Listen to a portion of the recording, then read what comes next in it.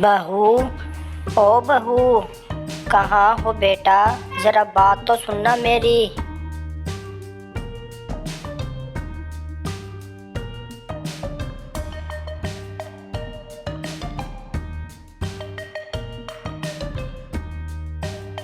क्या बात है बुढ़िया, इतनी जोर जोर से चीख रही हो? क्या मुसीबत है तुम्हें? बेटा, मैंने सुबह का कुछ नहीं खाया, बहुत जोर की भूख लगी हुई है। कुछ खाने को है बेटा? सुबह तो तुमने खाना खाया था, इतनी जल्दी भूख लगाई तुम्हें? तुम्हारा पेट है या कुआं है? बेटा, खाना तो सुबह खाया था, लेकिन अब शाम हो गई है। अब कुछ मैं बूढ़ी भी हो गई हूँ, मुझे भूख ज़्यादा लगती है बेटा। मुझसे इतना खाना नहीं पकता, मैं इतना ज़्यादा खाना नहीं पका सकती आप लोगों के लिए। मैं क्या करूँ?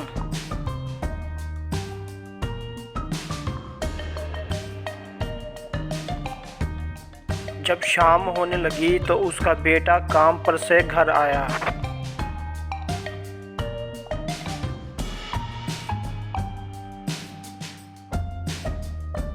क्या हुआ? घर के बाहर क्यों खड़ी हो तुम माँ? बेटा, बहुत जोर की भूख लगी हुई है, लेकिन बहू ने खाना नहीं दिया मुझे। माँ, मैं इसके रवैये से बहुत ज्यादा तंग आ चुका हूँ। इसने मेरी जिंदगी बिल्कुल खराब कर दी। बेटा, अभी बहू नादान है, समझ जाएगी। इस तरह माँ अपने बेटे को समझाने लगी कि वो अभी नादान है, अभी समझ जाएगी।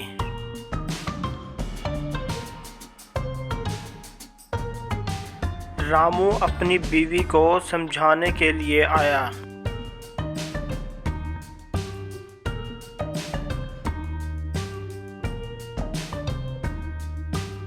माँ ने रात तुमसे खाना मांगा, लेकिन तुमने खाना देने से इनकार क्यों कर दिया? तुम अपनी हरकतों से बाज आ जाओ। मुझसे दो दो टाइम खाना नहीं पकता, वैसे भी मैं तुम्हारी माँ की नौकर नहीं हूँ। माँ को खाना देना हम दोनों की जिम्मेवारी है। ये हम दोनों पे ही फर्ज है खाना देना। तुम्हारी जिम्मेवारी है, मुझसे बार बार खाना नहीं पकता इस घर में।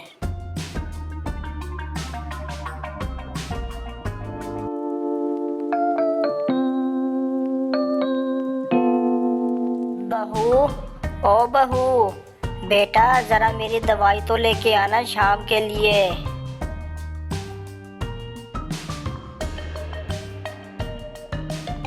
माँ जी, मैंने आपको पहले कहा था कि मुझसे आपका काम नहीं बनता, अपना काम अब खुद कीजिए।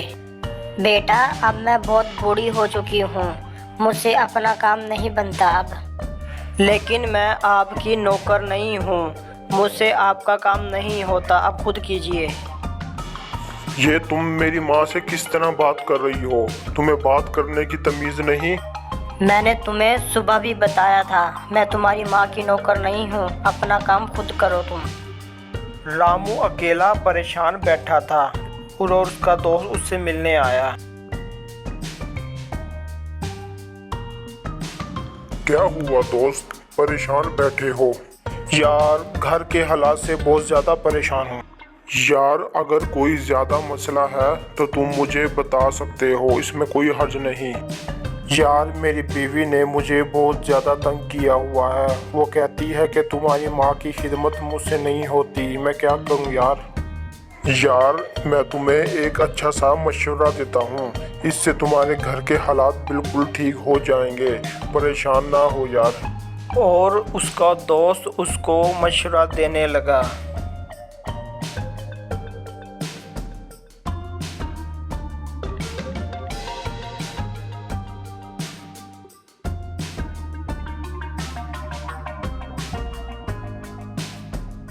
दीदी, तुम यूं अचानक आ गई, तुमने तो मुझे खबर भी नहीं की।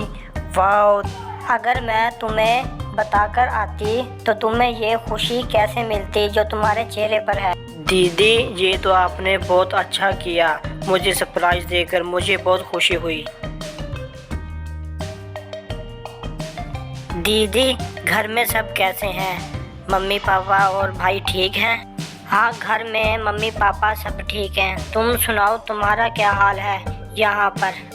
दीदी, क्या बताऊँ तुम्हें, मेरी जिंदगी तो अजाब हो गई है इस घर में।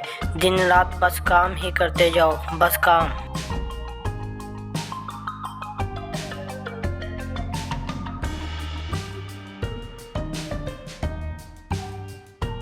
जीजा जी आ गए हैं। तुम यहाँ हमारे घर क्या करने आई हो?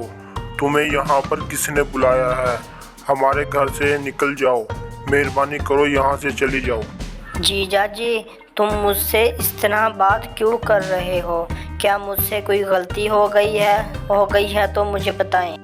ये तुम अपनी बहन से पूछो, जिसने हमारी जिंदगी अजाब बना दी है।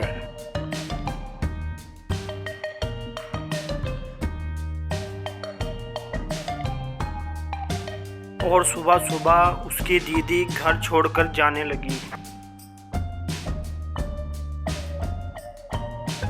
अच्छा दीदी, मैं अब यहाँ से चलती हूँ। अब दोबारा मैं यहाँ कभी नहीं आऊँगी तुम्हारे घर में। दीदी, तुम यहाँ से नाराज होकर जा रही हो क्या? जो तुमने उनके साथ किया वो मेरे साथ हो गया।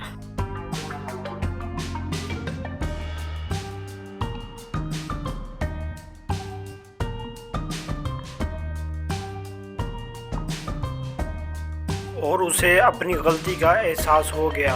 वो घर में आकर फूट फूट कर रोने लगी और अपनी गलती की माफ़ी मांगने के लिए आमादा हो गई।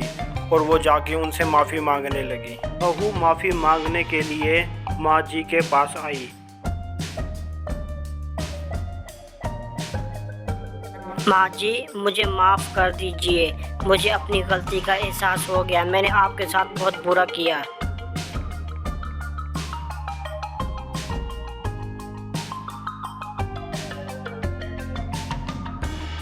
रो नहीं बेटा, खुशी की बात तो ये है कि तुम्हें अपनी गलती का एहसास हो गया है। रो नहीं। माँ जी, मैंने आपके साथ बहुत जुल्म किया, मुझे माफ़ कर दीजिए। और माँ जी अपनी बहू को घर बसाने के तरीके बताने लगी और अपनी ज़िंदगी का तजर्बा सुनाने लगी।